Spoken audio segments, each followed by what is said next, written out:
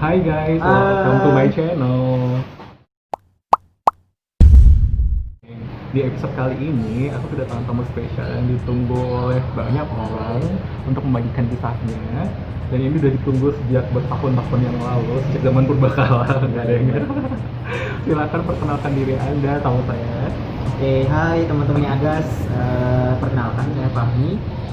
Sekarang kerja di Puskesmas Kejajar di Dieng, terus rumah saya di Kejiwan. Oke, thank you perkenalannya. Itu sedikit tentang Mas Fahmi. Nah, sebelum kita mulai, aku pengen mulai dengan pertanyaan-pertanyaan yang general dulu kali ya, kayak kegiatan Mas Fahmi belakangan ini tuh apa? Jadi kalau setelah pulang dari Sulawesi, di rumah berdiam diri dulu. Pokoknya ya daftar-daftar kerja online gitu lah, email, terus urus-urus berkas, sama ya udah untuk akhirnya diterima kerja itu. Oke, kalau boleh tahu nih, Mas Fahmi kan backgroundnya tuh dokter di Universitas Indonesia pula.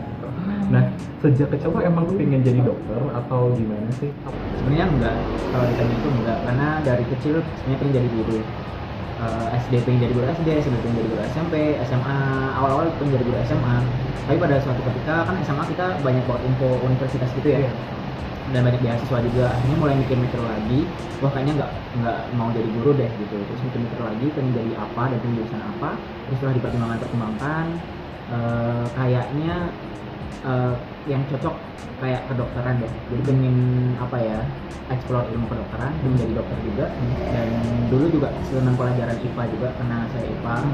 Sama mungkin kalau zaman dulu karena infonya juga terbatas ya. Zaman dulu kan kita kayak nggak tahu prospek kerja, tapi yang aku lihat kalau jadi dokter itu prospeknya bagus gitu, kayak udah pasti jadi dokter gitu kan.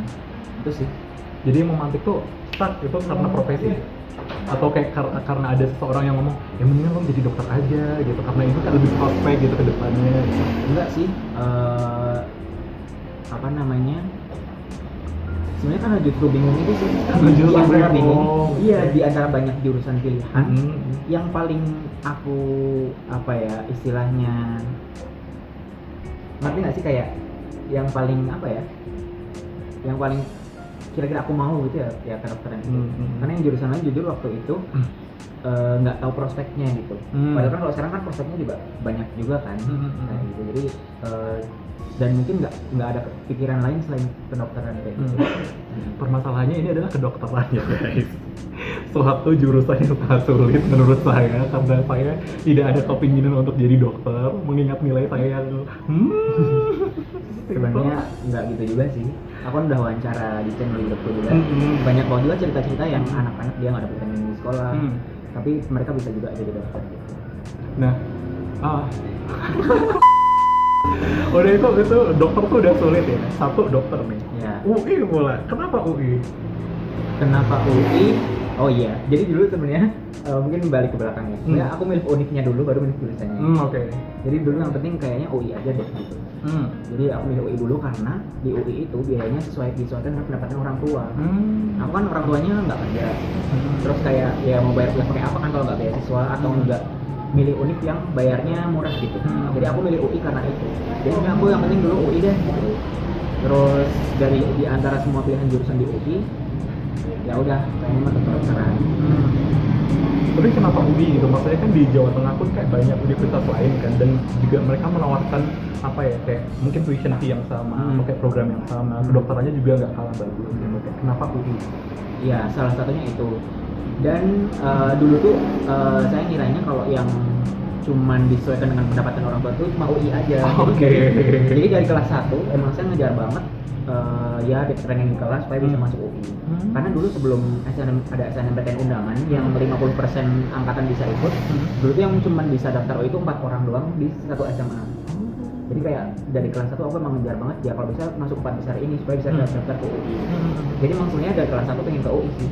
Jadi sebenarnya kayak malah karena less literated ya, karena taunya UI yang bisa gitu. Jadi betul banget. tapi di akhir-akhir setelah aku lihat di UGM, di Undip, di FK lain juga yang PTN ternyata disesuaikan juga dengan pendapatan orang tua. Namanya UKT kan ada golongan-golongan. Iya, benar. Terus ya udah, ya kalau misalnya nggak keterima UI mungkin akan bakal yang lain. aja kalau misal dulu nggak di kedokteran UI, maunya di mana? Dulu sebenarnya pengen kepikiran juga di ITB sih. Karena dulu SNMPTN aku akhirnya pilihan pertama kedokteran UI, terus keduanya ITB jurusan apa ya? Penerbangan kalau nggak salah. Pasti nggak bisa, ITB pasti tidak mau. Makanya, jadi ya kalau misalnya diterima di UI ya mungkin itu takdirnya gitu kan. Ya udah. Terus aku lihat akhir-akhirnya lihat kayak silabus anak-anak teknik gitu, terus kayak lihat ada apa namanya tuh kalkulus dan sebagainya, terus kayak ya ampun alhamdulillah aku udah masuk gitu. Tapi makanya kedokteran itu juga sulit ya. Sulit, sumpah. Gimana ceritain dong pengalaman kuliah di UI. Jadi kalau kuliah di UI jujur susah itu dalam arti ya harus belajar terus, ya nggak terus sih, tapi kayak ngerjain tugas terus, tugasnya bertubi-tubi, terus ujiannya bertubi-tubi. Terus di kedokteran itu challenge terbesar adalah kamu harus benar-benar memahami, menguasai materi yang banyak banget dalam waktu yang singkat gitu. Jadi kayak misalnya kalau di semester awal itu ujian tiap 3 minggu sekali, dan itu kalau misalnya kita pelajaran SMA kan yang bisa dibilang belajar semalam sebelumnya bisa lah ya, ya kan, at least bisa ya. Tapi kalau di kedokteran itu nggak bisa beneran, kayak kalau nggak belajar nggak akan ngerti, karena semua ilmu yang kita pelajari itu baru semua gitu kan, nggak yang kayak kedokteran itu nggak yang kayak fisika atau mungkin teknik ya, tapi aku nggak tahu juga. Kalau fisika itu atau matematika misalnya kita tahu konsepnya, kan tinggal diubah-ubah soal kita tetap bisa kan. Ya, tapi kalau kedokteran lebih kayak biologi gitu sih, yang materinya banyak, tapi di antara masing-masing materi itu ada konsep masing-masing. Jadi kayak kalau nggak menyempatkan waktu untuk belajar, atau kalau nggak menyempatkan waktu untuk dengerin kuliah secara seksama, itu akan susah banget kayak gitu. Jadi susahnya di situ. Terus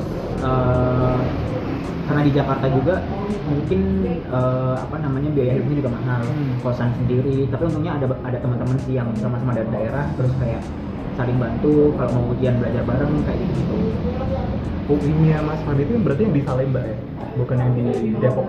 Kalau di kedokteran itu semester 1 sampai 6, jadi tingkat 1 sampai 3 itu di Depok, tapi selanjutnya di Salemba.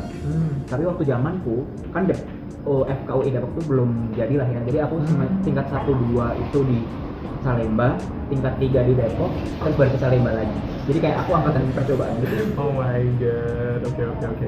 Dulu yang paling cerita paling down ketika melakukan perjalanan kuliah kedokteran, tapi kayak paling sulit, terus kayak yang aduh, pernah nggak sih ngerasa kayak pengen nyerah kuliah di kedokteran gitu? Sering sih. Karena orang dia sering dong. Tapi bener, tapi karena apa ya karena susah itu. Terus mungkin aku dulu SMA tuh kayak ngejarnya ranking terus gitu kan. Nah sementara di kedokteran yang notabene saingannya kan anak-anak Jakarta, terus anak-anak yang emang ranking 1 di sekolah masing-masing kayak gitu kan. Jadi untuk ngejar ranking itu kayak ya susah banget. Jadi lebih akhirnya karena susah, terus juga banyak kegiatan waktu itu, akhirnya ya udah gimana caranya setiap ujian aku lulus gitu. Goalnya lulus aja yang penting ya. Yang penting lulus ya. Kayak gitu. Terus mungkin masa downnya kalau ketika apa ya? Sebenarnya karena susah jadi kayak bingung yang paling down yang mana, karena di setiap perjalanan tuh aku ngerasa emang susah semua, dan ketika bisa lewat ujian tuh bersyukur banget, ketika ada lewat bersyukur banget, dan alhamdulillah aku bersyukur banget walaupun susah, terus walaupun aku banyak kegiatan di kuliah, tapi aku nggak ketinggalan gitu, jadi bisa lulus tepat waktu kayak gitu. Itu aku bersyukurnya gitu sih. Selama kuliah ikut kegiatan apa aja sih selain kuliah? Oh iya, aku ikut kegiatan paling pasti orang-orang juga tahu kalau di fakultas itu di CIMSA, itu kayak kegiatan aktivitas mahasiswa kedokteran. Terus aku sempat di BEM juga tapi 1 tahun, di Rohis 2 tahun. Terus ada anak Rohis ya sejak SMA. Iya, terus di badan jurnalistik juga. Tapi yang paling aktif di CIMSA. Yang paling supporting karir sebagai dokter itu tuh ketika ikut kegiatan yang mana tuh? Sebenarnya semuanya supporting tapi dengan cara yang berbeda. Kalau misalnya CIMSA itu kan lebih ke aspek kesehatan masyarakatnya gitu kan, gimana cara kita untuk membuat proyek-proyek kesehatan. Kalau jurnalistik ya gimana cara kita untuk nulis kayak gitu. Terus kalau BEM lebih ke aku kan dulu kesejahteraan mahasiswa ya, jadi bantu adik-adik kelas yang mungkin butuh beasiswa, terus maba yang baru masuk kayak gitu. Terus satu lagi Rohis ya membantu untuk menjadi dokter muslim yang baik kayak gitu. Pernah nggak sih sharing-sharing sama temen di lain universitas terus kayak ngebandingin gitu kayak perbedaan di UI sama di kampus lain gitu tuh apa dari segi pendidikan terus kayak gitu teman-temannya gitu pernah ada deh? Jujur jarang, karena kayak kalau misalnya kita sharing lebih ke sharing apa ya sistem, tapi yang nggak sampai mendalam dibandingin banget gitu enggak, karena ya jatuhnya ya hampir sama, kita pakai sistem blok walaupun ada beberapa yang masih SAS terus ya ada jaga malam dan sebagainya. Tapi yang aku kelihatan banget bedanya sih waktu internship. Jadi kan setelah kita lulus, kita kan internship yang waktu di Sulawesi itu ya bisa dibandingin lah antara teman-temanku yang dari univ lain, karena kan 1 tahun bareng tuh. Jadi kayak kelihatan bedanya, misalnya mereka belajar apa aja yang nggak diajarin di kampus mereka, apa yang ada di UI tapi nggak ada di mereka apa, atau yang ada di mereka tapi nggak ada di UI apa kan. Jadi tuh ini tuh bener-bener baru selesai kan? Baru kuliah selesai. ini kan bener-bener baru selesai. Iya, tapi sebenarnya internship itu nggak masuk ke kuliah sih, itu kan tanggungnya Kementerian Kesehatan. Ya walaupun masuk dalam pendidikan kedokteran juga, cuman kalau yang benar-benar lulus itu aku lulus April 2018. Oke. April 2018 lulus, terus sempat magang-magang, terus sempat exchange juga. Baru aku internship itu tahun 2019 dan baru pulang dari Sulawesi kemarin. After semua kisah-kisah yang down-down gitu kan masih ada yang enak-enak ya kan? Selama kuliah kedokteran ini apa sih? Jujur aku kuliah aja aku sangat bersyukur banget ya. Maksudnya kesempatan dan opportunity untuk kuliah itu nggak semua orang dapat ya.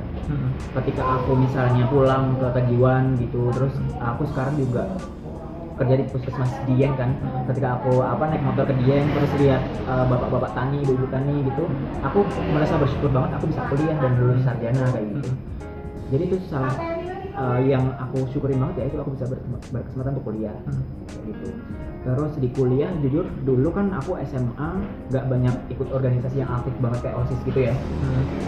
Jadi aku waktu kuliah lebih ke gimana cara memanfaatkan kayak soft skill gitu dari organisasi dan kegiatan-kegiatan di kampus. Selainnya juga yang aku bilang tadi akademik ya udah yang penting lulus. Kalau boleh tahu ininya grade-nya waktu lulus berapa sih? IPK-nya jangan deh, karena nggak kumlot jadi nggak berarti. Ya Allah, tapi kan itu pencapaian ya kan? Ya udah, itu off the record aja ya. Tapi di atas 3, tapi bukan nggak kumlot. That's good man. Alhamdulillah, makanya aku bersyukur banget. Good, okay. Hal yang paling tidak bisa dilupakan in the good term selama kuliah apa sih? Sebenarnya banyak ya, karena emang ceritanya saking ya emang lama juga. Tapi mungkin waktu itu aku sempat exchange ke Turki sih waktu tahun 2016. Waktu itu lagi koas, jadi itu kayak aku ngerasa impossible banget, tapi alhamdulillah bisa.